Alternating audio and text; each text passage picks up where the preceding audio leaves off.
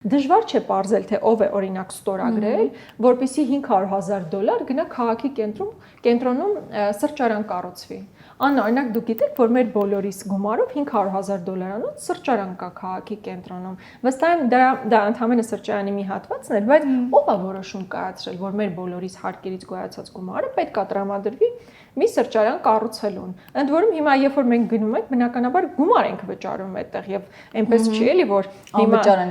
անվճար են մեզ սպասարկում։ Իջոց բավականին լավ էլ բան է, կաֆե է, այսպես ասած, շատ պոպուլյար, հա, բայց դա ինչ որ մեկը այդ որոշումը կայացրել է, ստորագրել է։ Կամ Տիգրան Ավենյանի մյուս 10 ընկերոջը 1 միլիարդի չափ գումար է տրվել ելակի այգիներ կառուցելու համար։ Դա որ մեկիս շահերից էր բխում, օրինակ, որ բոլոր մարդիկ ուսուցիչը լինի, շինարարը լինի, մյուսը լրագրողը, պատգամավորը հարկը վճարում են եւ որոշում է կայացում, որ Տիգրան Ավենյանի 10 ընկերոջը տրամադրվում է մոտ 1 միլիարդ ելակի այգիներ կառուցելու համար։